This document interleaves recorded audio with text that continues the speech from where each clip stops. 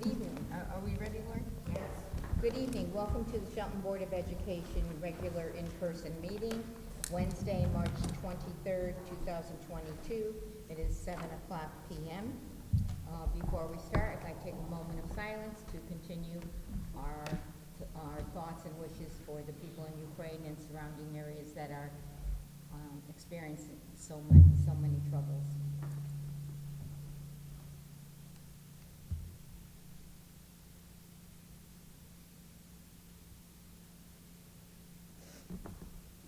Okay, roll call, please, Mrs. McCune. Joseph Pagliaro. Excuse. Lorraine Rosner. Here. Kate Kutash. Here. Diana Meyer. Here. Patty Noonan. Here. James Rossetti. Here. Carl Rizzo. Here. Amy Romano. Here. Kathy Lilish. Here. And the minutes will reflect, and also in attendance, John Calhoun, Todd Heffelfinger, Glenn Newman, Carol Pinoza, Ken Serenich, Rachel Camiglio, Sanjana Jain, and Kristen Santel. Thank you. Please rise for the Pledge of Allegiance. I pledge allegiance to the flag of the United States of America and to the republic for which it stands, one nation, under God, indivisible, with liberty and justice for all. Okay.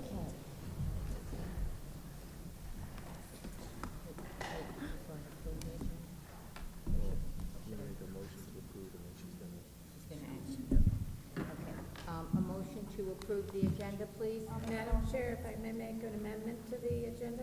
Is that okay? She does it now? Yeah. Okay, I'd like to add to the agenda after item 13, celebrations, I figure my room was there, an executive session for the purpose of finalizing the superintendent's evaluation. Okay. Any discussion? All in favor? Aye. Opposed? Abstention? Motion carries. All right, now may I have an approval of the agenda? So moved, Madam Chair. Am I right? You're right. I'm wrong. So moved, Madam Chair. Motion made by Kate Kutash, second. I'll second it. Patty Mooney, second. Any discussion? All in favor? Aye. Aye. Opposed? Abstention? Motion carries. All right, I need a motion for agenda item 3, a motion to approve the consent agenda. Items A, or letters A through M. So motion. Okay, motion made by Amy Romano. Do I have a second? Second. Second, Kate Kutash. Any discussion? All in favor? Aye. Aye. Opposed? Abstentions? Motion carries. Second page. Second page. All right, we have presentations recognition. Yes, Madam Chair, I do have one recognition I'd like to make this evening. As many of you know, the month of March is always Board of Ed Appreciation Month. So as the superintendent, on behalf of the staff and administration in the Shelton Public Schools, I'd like to express our gratitude for everything that you do as board members. I think the public forgets that you are volunteers. This is an unpaid position, and the time and efforts that you put, yeah, Jim, you're not getting your check. And the time that you dedicate towards our school system, making it a better school system, making it a better community for the city of Shelton, particularly for our young population, is appreciated by myself and all, and we want to thank you for everything you do as a board. So with that, I have a gift for all of you on behalf of administration, a gift for the board. And then I feel like, and I'm going to blame Kate, like you put pressure on me. You said last year's gift was so good that I feel like, geez, I hope I can make it up to the, and make this year's. They got the umbrella? I told him not to give me anything that was so good, because Norman stole my umbrella. So I had to think ahead of time, way out to think about it. And one of the things that I'm giving, and I planned way in advance, as my administrators will know when I give you the gift. I planned way in advance to give you your gift because, as you know, one of the themes that I talked this year, I opened up convocation this year, and with the Braves and everything, is about how you matter, how each one of us makes a difference, and we matter from our students to our staff, administration, and of course the board. What you guys do matters as well. And with my administrative team, I have given them some gifts that I included I hope it's pink for the diamonds. board. And giving you all these little tote bags. The Shelter Public School symbol. But instead of just saying you matter, it says leadership matters. Because of course, as the board, you know, you're the leader. So And there's a check inside. yes. There's So, a check inside. Bag and the matching umbrella. so a bag to match your umbrella, you know, and for our student reps, since I don't have a bag for you, I have your very own bracelets. That's actually, that's for being a kid. So I'll pass these out, and that's my presentation for today. So thank you. Thank you. I love tote bags even more than Yeah, that's gonna fit the laptop. The umbrella? My bag's. And it'll have the shoulders, it's really heavy too. And I don't think Norman will steal that from me. Yeah, it's very heavy. Thank you. Thank you, Ken. Thank you.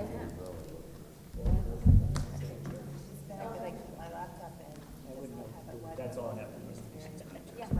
That's all you have? Okay. Okay. Thank you very much, Superintendent. Thank you. Would have been nice in pink diamonds, but I'm not gonna complain. We can bedazzle mine, thank you. No, we're gonna do it. Okay. Agenda item 5, our lovely and talented Student Board of Education representatives. Who's Hi. on first? Me. So, as many of you guys know, I'm on the Gale Hawks, which is our robotics team at Shelton, and we had our first competition 2 weekends ago, and we did really well, it being like after 2 years, and it's a great way to meet other teams I usually don't see, and then like meet them and get to know when's their next competition. So we ended up coming second, and we'll be in Shrewsbury this weekend again for a competition. And as Mr. Saranich said, like with Board Appreciation Month, the student body also wants to thank you for everything that you guys do. Even though like some of it, I feel like being in this position, I've been able to see what you guys do more than like I did before. So we all know how hard you guys work.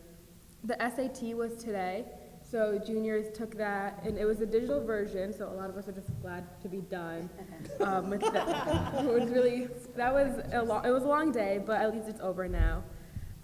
For sports, winter sports finished. I think one of the last banquets was today with track and field. So that means that spring sports started this Monday with like track, tennis, all of that, softball, baseball. So just be on the lookout for any interesting games or matches coming up. And lastly, for me, we had course selection due last week, which is a really exciting way to end this school year and get excited for the next one. So we have a lot of like cool electives that we have the opportunity to take, so I'm really excited for those. Okay, Rachel? Along with the Gale Hawks, the cheer team did really good at their competitions. They won the Class L championship and placed 5th at regionals. Coming up soon, the seniors have their cap and gowns fittings, which is really exciting for them. And along with that, in the spring, they have graduation and prom for the seniors and juniors, and there are going to be some fun assemblies and awards that are happening. There's some student body and senior award ceremonies, as well as next week, Monday through Wednesday, the NESIC, Yes. You got it. the NIAS accreditation visit is next week. That's it. Thank you very much. Thank you. Okay. Agenda item 6, public comment. Per board policy numbers 9323 and 9325, 5 minutes allotted to each speaker. No Board of Ed employee, student, or community member should be defamed within public comment. Any member of the public who wishes to speak briefly before the board must only comment on matters associated with the Board of Education business. Persons wishing to address the Shelton Board of Education are limited to Shelton residents, parents of current Shelton students, and employees of Shelton Public Schools or service contracted providers of Shelton Public Schools. Okay, and we have 3 people signed in to speak. Chris? Okay. Yes, Yes, please, sit come right to the here. mic so we can hear you. Just state your name and address, please. Sure. I have bus business, so I'm not sure if this is the proper place or if it's better for the other committee, but I just have a short statement, if that's okay. Okay. All right, great. My name is Chris Tessier, and I live at 210 Fox Run. As a father of 2 children attending Shelton schools, both Perry Hill and Shelton High School, I want to express some ongoing frustration regarding the inconsistent and poor service provided by the Shelton Student Transportation Services. As of March 18th, and indicated by the records that were supplied to me today from the issue logs at the Board of Education, since the beginning of the year, there have been over 220 separate incidences of complaints that have been recorded in the 7 months for the school year. The incidents include late pickup times, missing routes, route cancellations, and safety and mechanical concerns. As a parent and a commuter, these cancellations have had a direct impact on me, and I feel strongly that the inability of the Student Transportation Services to meet its commitments needs to be aggressively addressed by the Board of Education. Action plans should be created in partnership with the STS, and these plans should be immediately communicated to the community. I'd like to thank Ken and his staff who've been incredibly responsive on all of these issues. And while I appreciate that many people have worked hard to make the best of a bad situation during COVID, the overall impression I have as an end user is that Student Transportation Services is at its best unprofessional, sloppy, or opaque, and at its worst poses potential safety risks, given some of the complaints that have been filed. Therefore, I would like the board to make a motion to commit to the following courses of action. Quickly communicate to parents and post on the district's transportation webpage an overview and summary of all the mitigation plans for improving current transportation services. I'd also please ask to provide a description and completion dates for the Versatrans systems upgrades, and where does this project stand currently, and what's the launch date for this program. I would also like the Board of Education to establish performance metrics and penalties as part of any current and new contract agreement with the bus service company. If the city is currently locked into a contract and standards can't be met, the board needs to recommend replacing leadership. I would also recommend that the board benchmark current Shelton transportation performance against surrounding communities relative to budget and service levels to identify the town's performance gaps. And then finally, I would like it if the board can consider providing an online web-enabled mailbox for parents to log in and register their complaints. This will take some of the responsibility off of the administration. They need to focus on their core mission and not play the role of customer service. So your attention and support are essential in improving the quality of life for our families and students. And I have a statement I'm happy to. Can you give it to the board clerk, please? Cool, thank you. Thank Thank you. you. Okay. Our next speaker is Michelle Piccolo, the recipient of the Woody Flower something. Hey, I read my material. You read your material? I'm prepared.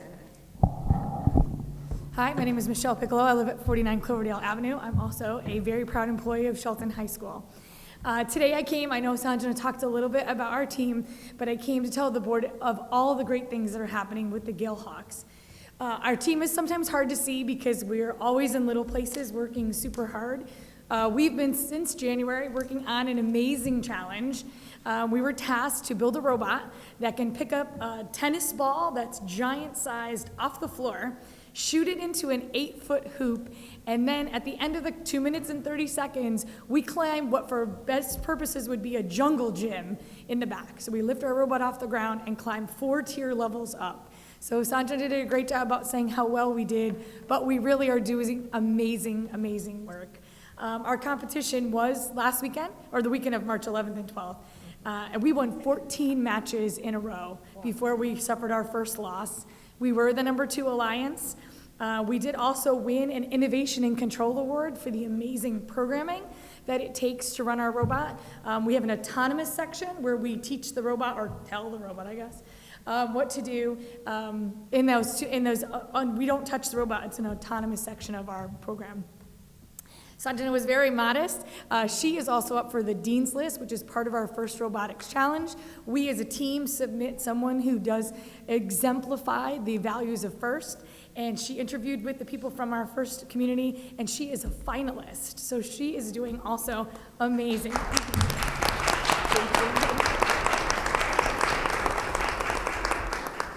This weekend we traveled to Shrewsbury, Massachusetts to compete. I did leave the board a list of all of our competitions.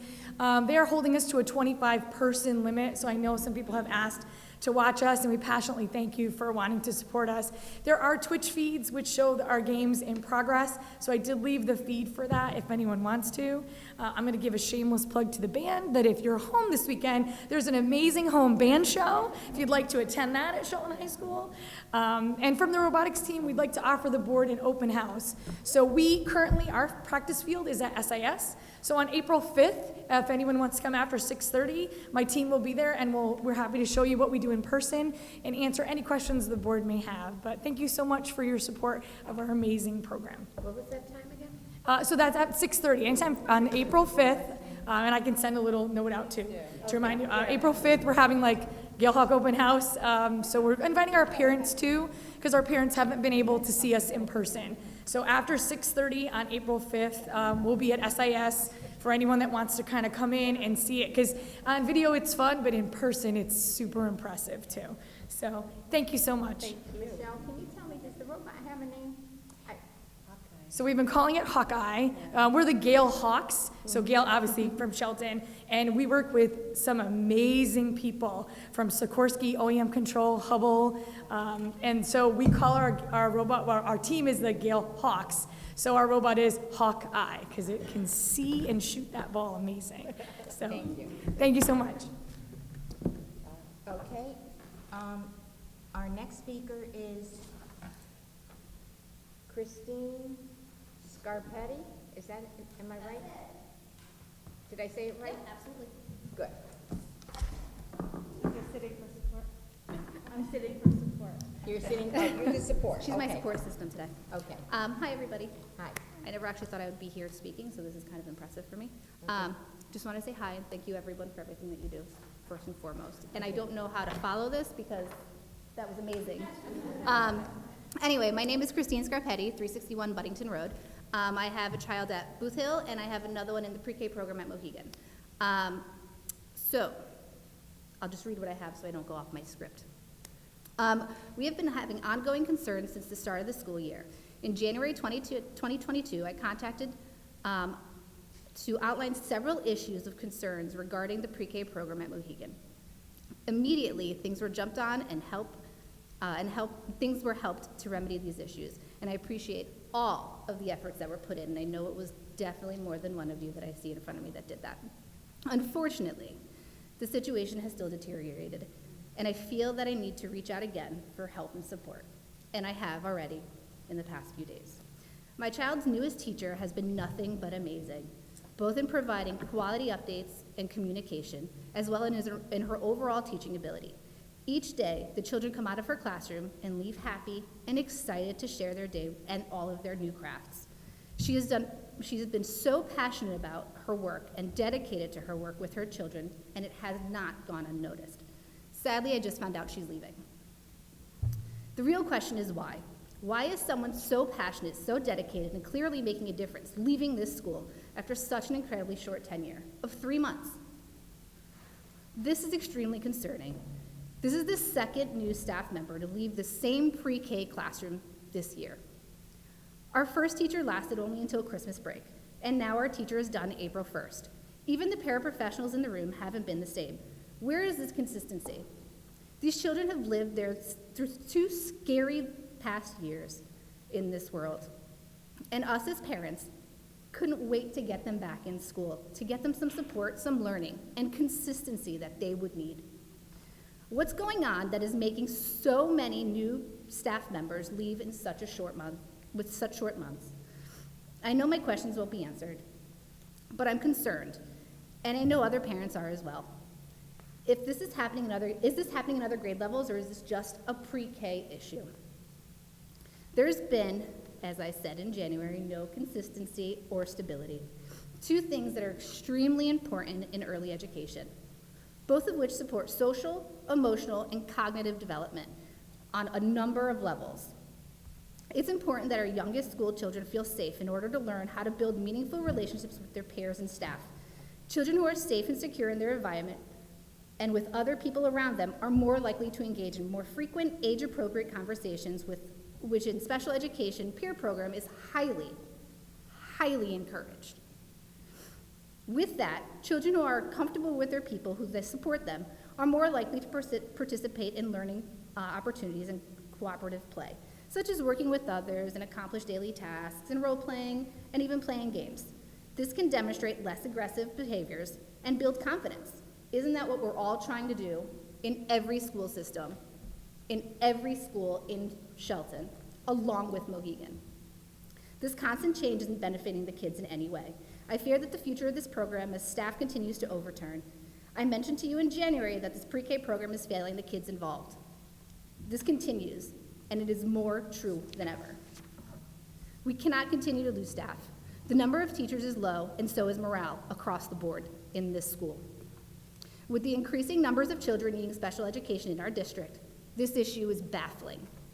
I assume that the new staff members would receive incremental support and communications to ensure their success, as we expect our children to receive the same support, and the results suggest that that is not happening. We were all very concerned with the effects of COVID that everybody had with mental health on their children. The issue at hand is just as concerning, causing anxiety and setbacks all around. Children in the pre-K program mostly have goals that they have to work towards. They've worked hard with the help of all of their staff. Now the staff is changing again. And yet again, here we start from scratch. With all the work that they have already done, the validity and the reliability of all the data that had been collected throughout their entire year is now in question. Once the control in any experiment is changed, what happens to that data? I'm not asking for any staff to come back, but I'm simply trying to understand why is staff continuously leaving, in hopes that changes can be made. It's not fair to these kids who need solid leadership, role models at an early age when they start school.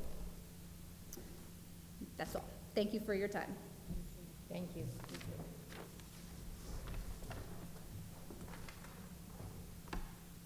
Okay, is there anyone else from the public who wishes to speak?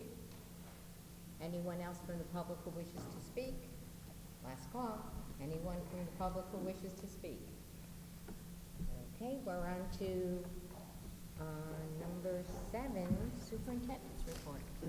Thank you, Madam Chair. I first want to say, by passing the consent agenda, I want to thank the board for their support and faith in me by offering me an extension to my contract. It is absolutely an honor and a privilege to continue in this role as the Superintendent of Schools, and I'm very grateful for that opportunity. The biggest news of the night was the news from last night. The mayor gave his budget proposal.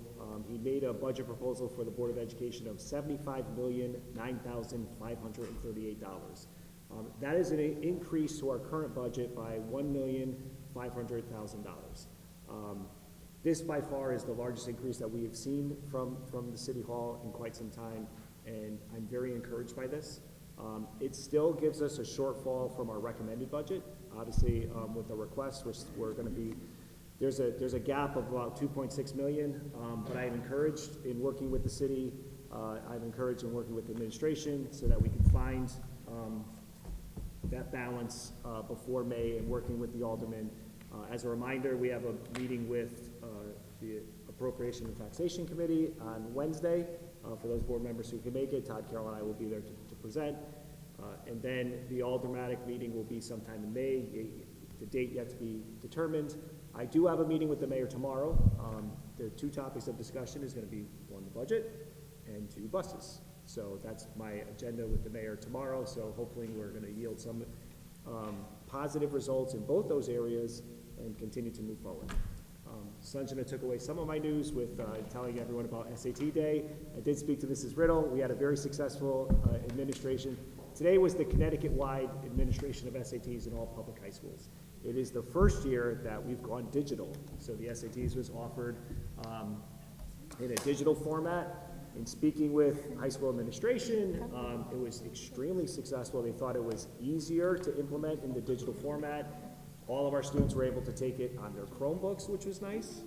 There was only one computer malfunction that was easily resolved, but overall, it was a very positive experience for today. Also in the consent agenda, the board set graduation date. So I want to just publicly make sure that the public is aware that the graduation date is set. Graduation will be held on June 22nd, 6 p.m. on Finn Stadium. We also set a rain date for Thursday the 23rd at 6 p.m. and also Friday the 24th at 6 p.m. Hopefully we won't need any rain dates. We'll have a wonderful day on the 22nd in which we can have that commencement. And as the mayor said yesterday, his budget proposal, he himself said, one of the shining aspects of our city is the high school graduation. So we look forward to that date. As communicated to the board, what we have to do though, that was the set date for the June board meeting. So the June board meeting will move up a week and be on June 15th, which will be immediately following the finance meeting. But obviously we'll report that as necessary. State legislation passed this year to give us flexibility with scheduling high school graduations. This is the earliest that we've ever set it in Shelton, and we took advantage of the new legislation. We'll continue to work over time, but basically the new legislation states that school districts are permitted to set their graduation anytime after the 180th day, because state statute says you have to go 180 days of school. We go 181. After the 180th day, you can set the graduation date despite any snow days that would happen after that. So any impact that may happen, this date is locked. Parents can plan, parties can be planned, vacations can be planned relative to graduates. The 22nd is a lock. I will be working with Mrs. Riddle High School administration in the future on how we can utilize this date to our advantage. It is a tricky because we never know what impact would be with weather. We don't want to set the graduation date too early and have our seniors graduate before finals. That really won't work out well. But it is something that we'll look at in the future, but I think it'll be a great relief to our parents who are always anxious on when that date's going to be locked in. We're going to be able to lock that in earlier and earlier as years progress. Rachel also took away something from me I wanted to mention to the board as well and the public. Sunday night starts the NEASC accreditation process, where we'll be greeting the NEASC team, and they will be reviewing our high school and working with our high school staff over the course of the next 3 days next week, Monday, Tuesday, Wednesday. This is a very important process for our high school and for our city, obviously to remain accreditation. We get tremendous feedback from the process. It is always very fruitful, and I want to thank Mrs. Riddle and her leadership and everyone involved in getting this set up. Positive news that I know has been discussed at the board, the pole vault equipment has been ordered. We are just waiting for it to be delivered, and the bill is being sent to City Hall. So even better news for the board. So I want to thank the mayor for paying for this and helping expedite this, and hopefully we'll get that soon. I did want to just touch base. It was in my superintendent's report just about the bus situation. We were running very well a few weeks back where we had no cancellations. We had a hiccup most recently where There were several runs canceled. On a positive note, the past 2 days, all runs have run in the school system. I did meet with Mr. Nappi on Tuesday to discuss the situation. He did review with me the process by which they determine bus runs. We talked about the Traversa implementation, when that's going to happen, and subsequently, I will be meeting with the mayor tomorrow in a follow-up meeting to my meeting that I had with Mr. Nappi on Tuesday. We understand the impact that it has on the community. It has an impact on all of us that we need to resolve, and we're committed to seeing it through. In your board packet, based on the last finance meeting, I did give an updated special ed report. There were some specifics requested, so I want to just call the attention to the board so they can see that. Just so you know what you're looking at, one thing that was asked was, we don't need to go in this in detail, but you can look at it and we can re-review it at the next finance meeting. One request was, what was the date of July 1st? What was the enrollment? That can be found on the first page right under the current total, so you can see that reference. There was a request to break down our 21 and over program and all the out-of-district placements by grade level. That's included on page 3. So I think we've kind of covered a lot of the questions that were asked. If there's more detail requested by the board when you review this, please just reach out to my office and we'll be happy to delineate that. The last thing I want to report to the public, so they can obviously involve their input to my office or to a board member, but I have been working with administration. I did say to the board in my last communications to them, in the next 2 days, either Thursday or Friday, you'll receive a survey that I will be producing for all of you to getting feedback, because we are developing the proposed 2023-24 school year calendar. So we want to get ahead of the game so that we're not pushed to the very ends and voting on a calendar months before the calendar gets implemented and be 2 years ahead. My hopes and expectation is at the April meeting to present a proposed calendar to the board for those years. There's a lot of proposals that I've received from administration so far, from the teachers union so far, as well as some parental input. I'll be surveying the board on their thoughts and inputs, and with all that together, putting a proposal that can be discussed at the next board meeting. With all that said, that is my report. Thanks. Communications to the board, agenda item 8. We have a communication? That's just from the Gale Hawks, this Piccolo Oh, okay. Is this a communication from the Gale Hawks team and the dates that they're competing, where, et cetera, et cetera? So, thank you, and I will pass this out. Nice. Thank you.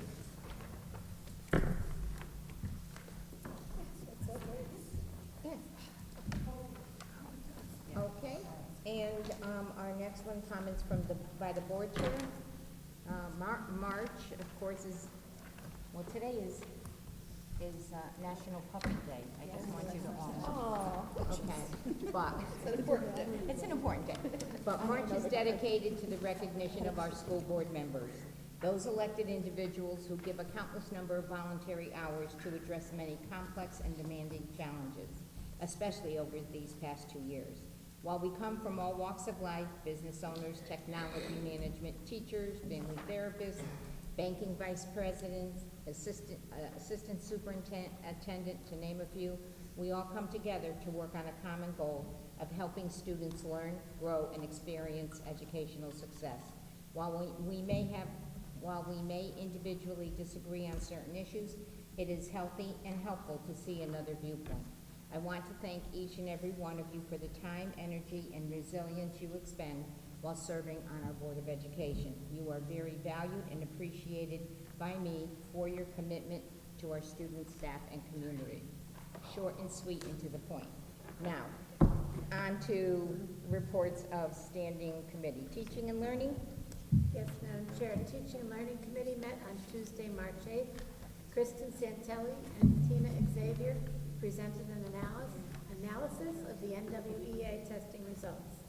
Data showed that in reading, grades K through 6 were meeting or exceeding national norms and had shown improvement, which is measured in RIT, RIT points. The improvement was between 1 and 3 RIT points across the board since that same time last year, when we mostly did not meet the norms. Reading testing was new to grades 9 through 12 this year. Data showed grade 9 meeting grade level norms with other grades nearing them. Winter scores are sometimes not as strong as we might see come spring due to the fact that the curriculum is only partially completed. In math, growth was also noted over last year, with just about every grade level meeting national norms, where few did last year, just past the COVID times. Also administered were subject-specific tests in geometry, which overall scored 2.9 written growth since September testing. In 7th grade science, students scored in the 81st percentile, grade 10 in the 99th percentile. Life science scores for grades 9 through 12 showed growth of 1.7 written points overall from fall to winter. You should note that grades 9 through 12 subject-specific tests were administered only to students in those particular courses. Then curriculum leaders, from Shelton High School and Shelton Intermediate, Eileen Robin and Caroline Schweier presented an overview of the illustrative math curriculum being piloted in some classes 7 through 12, while others are still using Eureka Math. Using the same curriculum at both SIS and SHS facilitates vertical alignment as students move forward through the grades. Illustrative math is less expensive than Eureka Math currently in use, with funds only needed next year for workbooks. Professional learning needed for adoption could be expensive, but is being facilitated within current spending limits through the SES professional development. Teachers and the math leadership team have agreed to go with illustrative math over Eureka. Several features of the lessons and materials were discussed, including a lot of real-world problem solving. One positive feature of the program is that it promotes development and understanding of concepts, not just knowing the procedures for solving. Our next meeting will be in May. Thank you very much. Finance. Thank you. We met last Wednesday, March 16th, and my ongoing goal is to have reports that we can all understand a little bit easier. And I think Todd did a fantastic job of explaining the columns and trying to get us all on the same page. Areas of concern in his monthly report are, as always, health insurance. So for you of the public, I don't know, we are self-insured, so it is not a fixed cost, it's a variable cost, depending on how many health insurance claims we have each month. So that is something that we're keeping an eye on. The other concern is special ed. We have had an influx of special ed needs in our district, as this is not just a Shelton issue, this is a USA, probably globally, with the pandemic and the lost learning. So we've seen an increase, and that line item is currently with 4 months left in the budget in the red. So we're at a loss in that column, or row, I should say. Which one thing I wanted to check, will the excess cost grant offset some of that? We got your email, we're gonna get back to that. Okay, so they'll get. But in general, we are hoping, we are, as Todd broke it out, we have three segments in the financial year, and we're on the last segment here, where we have to keep a close eye, and we will transfer monies from different families to help cover that sped shortfall that we have right now. The one encouraging thing that Todd pointed out, with 1/3 left in our budget year, we have about 1/3 of our budget monies left. So that is an encouraging sign that we will be able to move some funds around and make budget. So, and our next meeting will be in April. That's it. Okay, thank you. Policy? Policy did not meet this month. We alternate with teaching and learning, but our next policy meeting is April 5th, Tuesday, beginning at 4:30 here. Agenda items to be determined? Mr. Calhoun is being invited to discuss fee schedules for the buildings. Okay, thank you. All right, Buildings and Grounds Committee. Joseph is not here. Did he give you something, Carl? No, I gave a quick one, I guess. Okay, give a quick Yeah, one. I mean, basically, it was John Calhoun gave us an update on his very impressive list of projects he has going on. And equally impressive, he always shows all the progress. I would just highlight three things. that he had mentioned. Him and James Orzetti here gave us an education on the boiler situation, which was very informative, and boiler, incentive program by the state that's currently being run, that they're offering half price on boilers, or 50% discount. He also mentioned that the snack stand, and he gave us an update on that, that's being renovated, so that's some good news. And also, I believe he mentioned, he could correct me if I'm wrong, I believe the transformer project is actually completed, which is also pretty awesome to have power at the high school. So Yay. that's it. That's a good thing. Thank you, Carl. Okay, agenda item 11, reports of liaisons, CES. Cooperative Educational Services Rep Council met on March 3rd at 3 p.m. I was able to attend in person for the first time. CES is assisting in several superintendent searches throughout the state, including New Britain, Region 14, Region 8, and they're assisting in the search for an executive director for the Intensive Education Academy in West Hartford. Chip DeMay, executive director, submitted testimony to Connecticut's legislature's Appropriations Committee in support of teacher diversity and recruitment, which is a focus of CES that they've worked with a lot. CES is hiring for summer school programs, if you know anyone looking to work the summer, at both 6 to 6 Magnet School. You're advertising the wrong summer school. Strike that. Strike that from the record. And the RCA program for 8th graders, they have at RCA, it's a regional center for the arts. They have a program for 7th graders going to 8th graders in the summer called A Taste of RCA, that's looking to drum up interest for future entrants. Participants in the new administrator induction program met to discuss legal landmines with Tom Mooney, attorney. Several PD opportunities are upcoming, and interviews are being held for 2 openings in the professional development services. Over 200 applications were received to attend RCA in the fall, and auditions were held. Once districts provide numbers on how many students will be allowed to attend in the fall, invitations will be issued. A number of productions are upcoming at RCA for parents throughout April and May, where last year they weren't able to hold hardly anything in person. 6 to 6 Interdistrict Magnet School received over 300 applications from 18 different towns for next year. However, there will be 30 slots for 4-year-olds and only miscellaneous other random spots in other grades as students leave. CES was awarded a $46,900 school security grant to upgrade security cameras at 6 to 6 in RCA. They are investigating adding solar power to the new property called Workspace in Bethel. The Special Education Division is working extensively with the State Department of Education on a variety of projects and are providing comprehensive training to help teachers develop high-quality IEPs to support their work on the new state-required software. That's CES this month. Thank you, Kate. Kate, Patty? I'm sorry, I have nothing for it. That's okay. Don't worry about it. No worries, no worries. Okay. Agenda item 12, for your information, you have a vacancy report, staff and stipend action, enrollment report, and the bus data log. All right. Agenda item 13, celebrations. So we'll start, Mrs. Romano. Sure. Okay, Elizabeth Shelton School. Congratulations to an Elizabeth Shelton School 2nd grader who wrote a letter to the principal, Mrs. Weber, asking to do a fundraiser for the people in Ukraine. Together, the principal and student decided to do a pajama day fundraiser. Principal Weber invited all the elementary kids to join in the endeavor, and they have all agreed to do so. We cannot wait to hear the success of the project. What happens?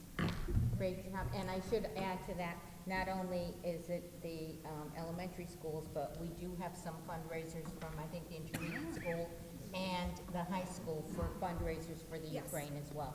So I saw that in our packet. Okay, and congratulations to all of you for doing that. Okay. Okay, so we are congratulating 8 Shelton swimmers who competed at the Class L Championships in West Hartford, as well as the varsity cheerleaders who won Class L State Championships. And I know they went to regionals, which was, I believe, New England or Northeast region, thank you. And they came in fifth or sixth? Fifth. They came in fifth, which is really impressive, I think.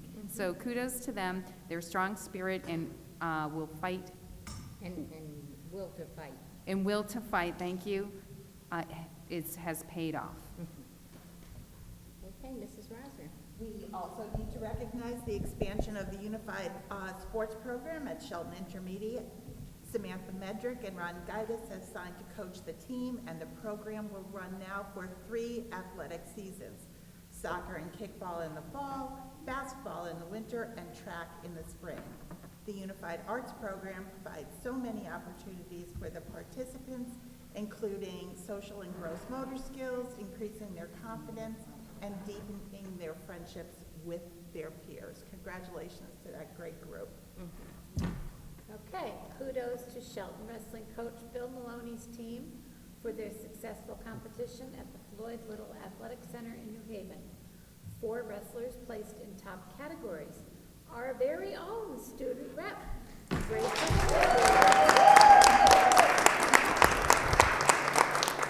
She placed 3rd in competition. We are so proud of you, and I believe we have something for you. So that you can just take.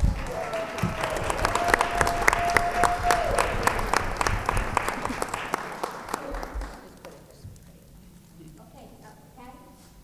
Okay, well, this is repetitive, but I think there's a few things in here that hasn't been said. Congratulations to the Gale House Robotics team, who placed 2nd and also won the Innovation in Control Award. Additionally, Ms. Piccolo was recognized for her mentorship, going above and beyond for her team. So let's give it a hand for her. She was given the Woody Flowers Award, hence Kathy's comment, a very special recognition in the world of robotics. And our own student rep, Sanjana Jain, was one of 2 competitors named to the Dean's List for the event. And I just feel like, you know, you're not my child, but I'm really proud of you.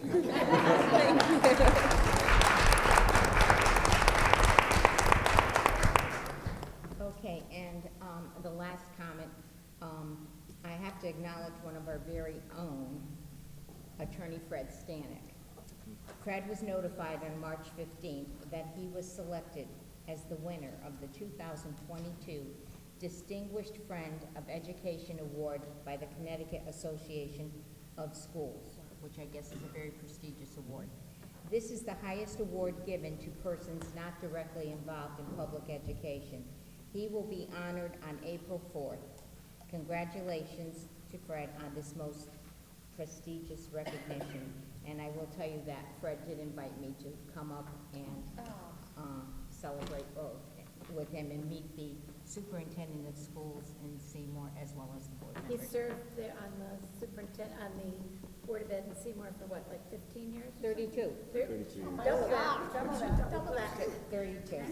Okay, so we're very proud of Fred and this special recognition, and he was so, I have to tell you, I spoke with him, and he said that he never, I mean, he was so genuine, he was so moved, he just couldn't believe that he said, I always gave out awards, I never received any, so I was really proud and happy for him. So, our celebrations are ended, and we are adjourned. Well, no, going into executive session. Okay, that's right. Motion to go into executive session, Madam Chair. Okay, we have a motion to go in executive session. Do I have a second? Second by Lorraine Rosner. And, first I did. Who's invited? Hmm? Who's invited to say? Who's invited? Who wants to go? No.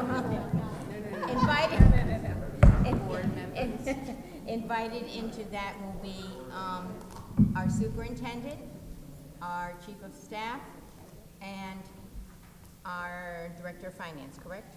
Is that right? No? No. You're booted. No. Sorry, Todd, you're You're out. going home. And, to stay. get out. And everybody else, all we're gonna do is come out of executive session, so if you would like to sit and wait for us to come out, We'll just adjourn. it's just an adjournment, so you are, you're welcome to leave, and thank you for coming. Anytime.